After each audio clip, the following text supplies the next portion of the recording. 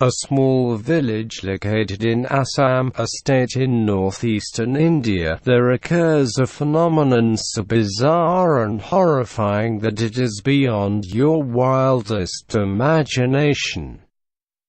Between the months of September and November each year, village Jatinga witnesses a mass bird suicide. It is 330 kilometers (210 miles) south of Guwahati.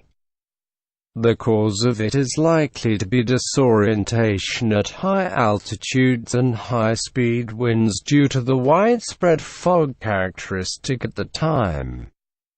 Hundreds of migratory and local birds descend from the sky between 7 and 10 p.m., plummeting to their deaths by crashing into buildings and trees in full speed for apparently mysterious reasons.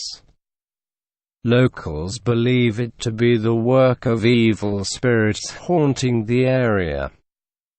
Since birds are not known to be suicidal, no one has been able to provide a clear explanation as to why it happens so specifically during the monsoon months and between fixed night timings.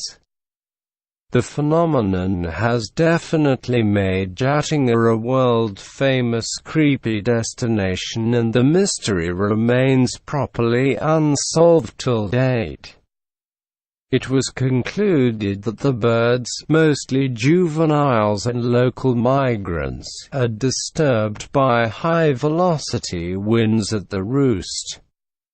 When the disturbed birds fly towards lights as refuge, they are hit with bamboo poles and killed or injured based on inputs by zoologists.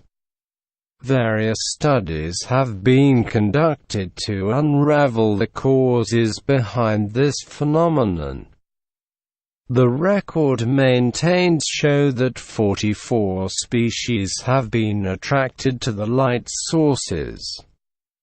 It has been established that the birds are not attracted to the entire Jatinga ridge but only to a well-defined strip, 1.5 kilometers long and 200 meters wide.